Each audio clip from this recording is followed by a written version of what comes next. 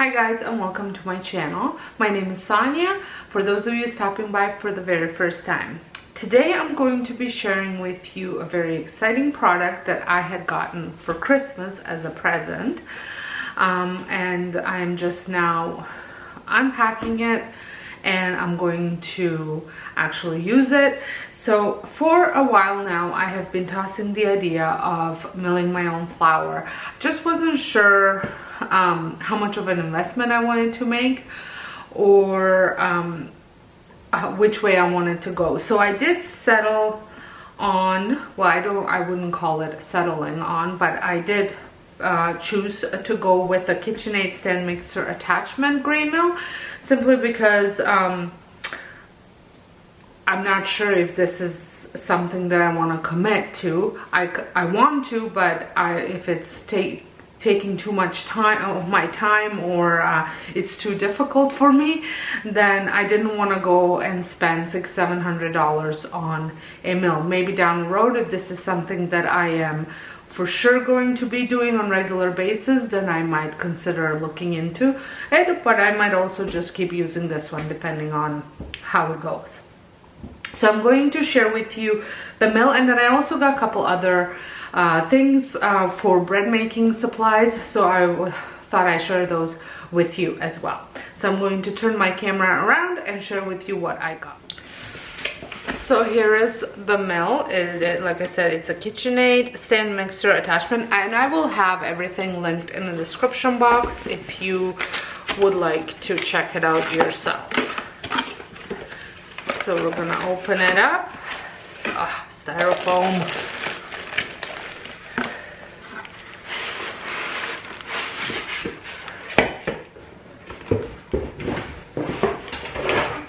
So we've got instructions,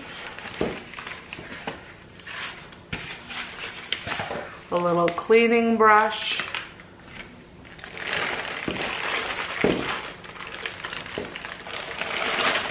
and then there's the mill. And you are not supposed to immerse it in water.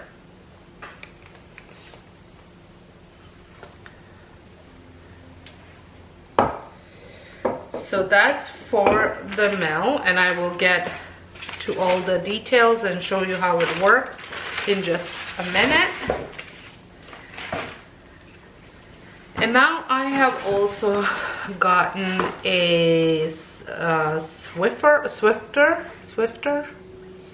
yes, that's what you call this. I did think it was a little bit bigger, but this will do the job. It is a 60 mesh, and it's 6 inches wide.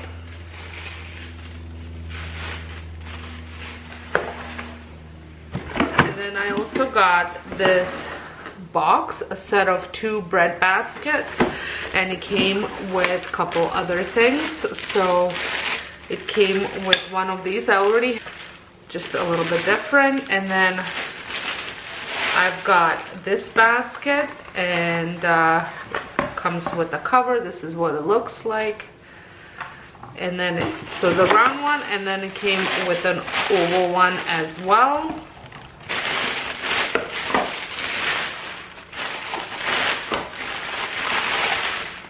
And a cover. And those are bread proofing baskets. And then I also it came with a scraper, another brush, and then the scoring tool. So it comes with the handle,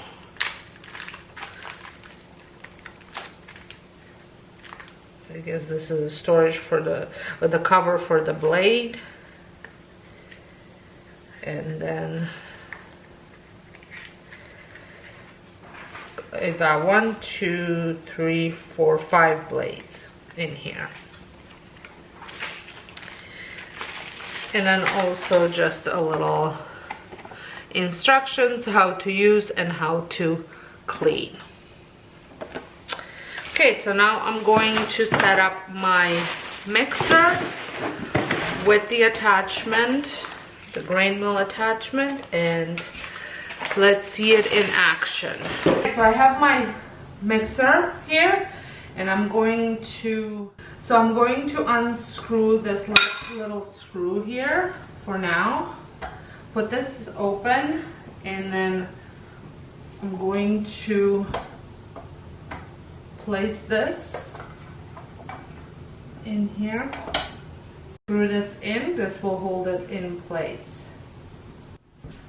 So I'm using the hard wheat kernels, organic. This is a whole kernel, so it has all the parts of the wheat. So I'm starting the grind at the finest, and then the speed is supposed to go up to the highest, which is 10.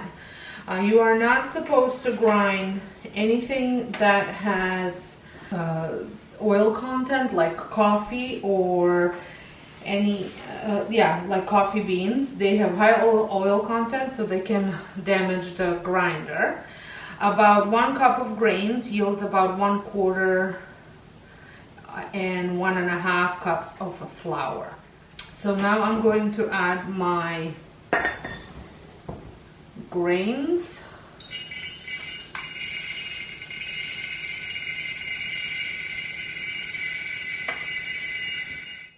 As you can see, there is a bit more room in here. I'm going to turn it to 10.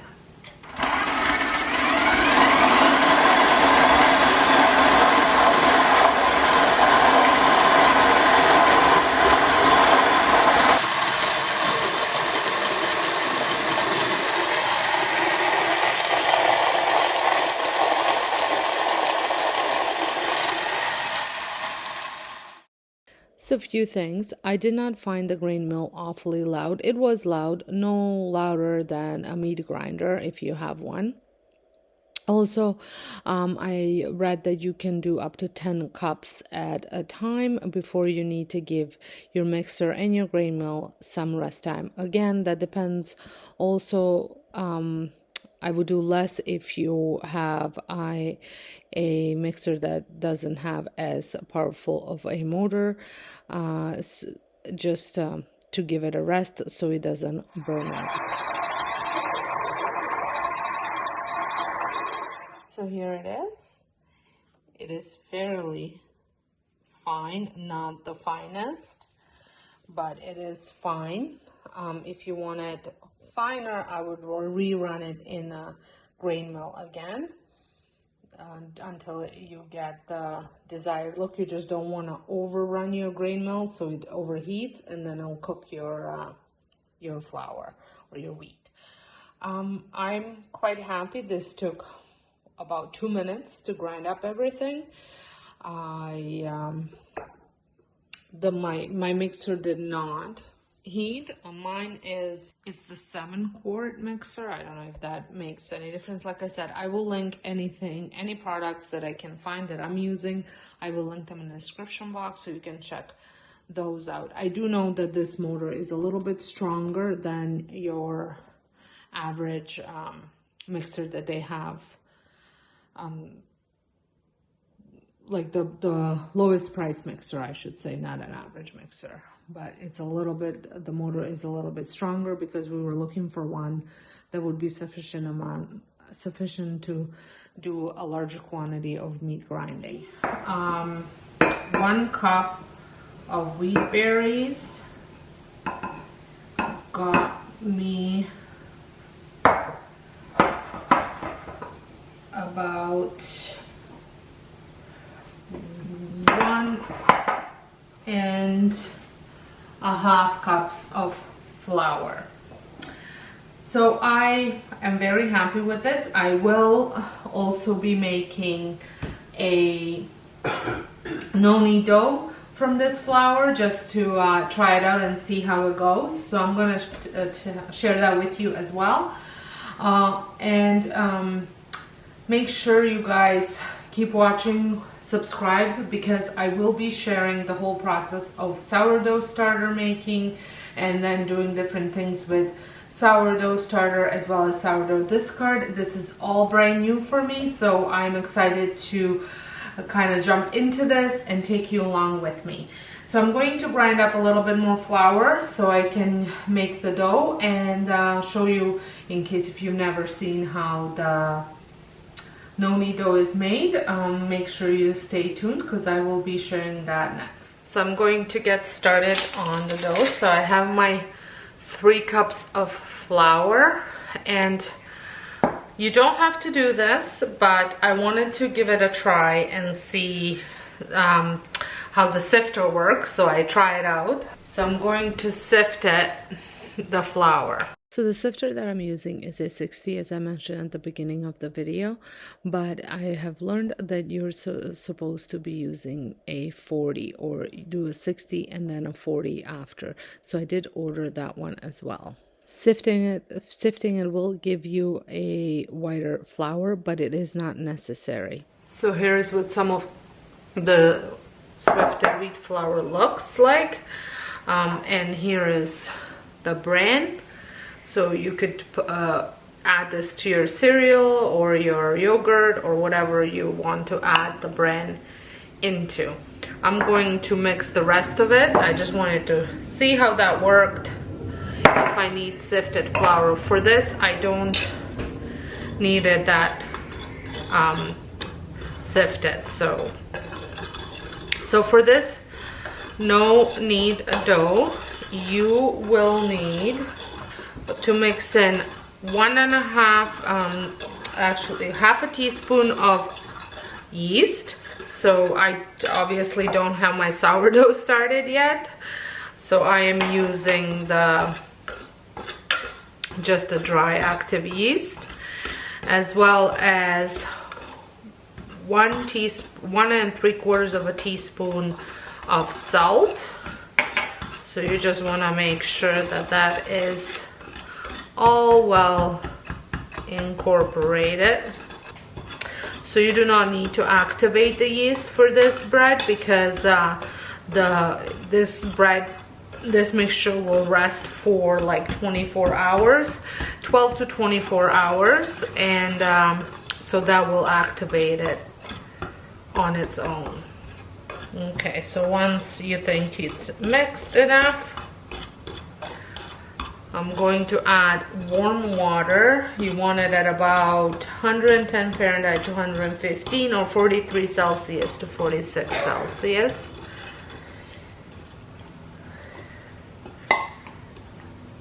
And you want to just incorporate everything. I'm going to switch to a wooden spoon.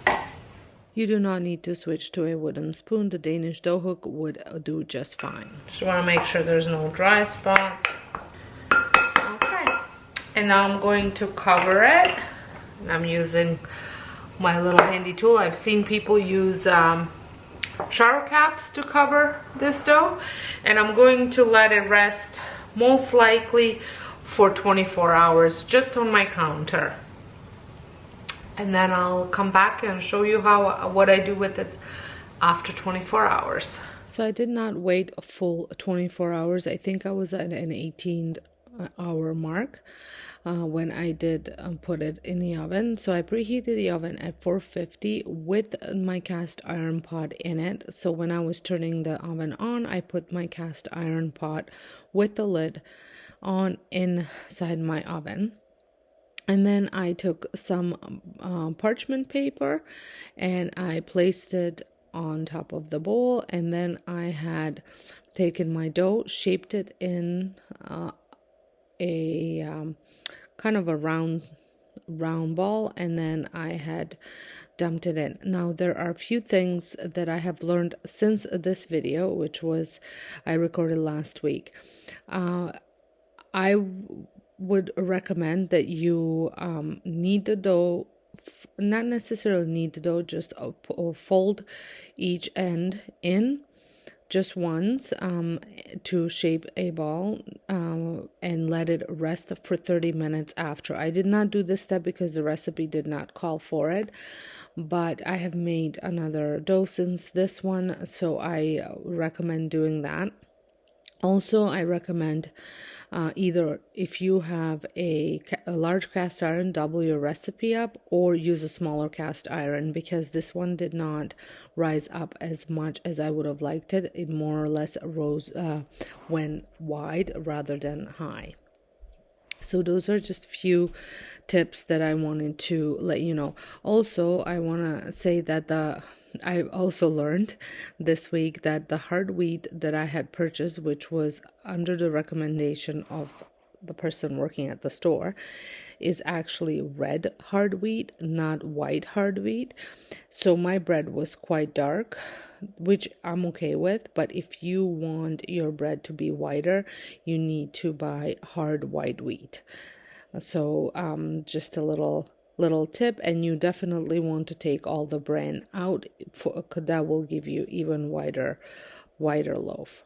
And I'm sharing all this stuff that I am learning with you just because, like I said, this is my first time using a freshly milled flour, and I'm sure I'm not the only one that's a little confused. So here's what the loaf looked like. It tasted delicious, but like I said, there's just a few tweaks that I would do before you make your own loaf. Well, I hope you guys enjoyed this video. If you did, please give it a thumbs up. Don't forget to hit subscribe button if you're not subscribed, and I'll see you all in my next video. Thanks so much for watching.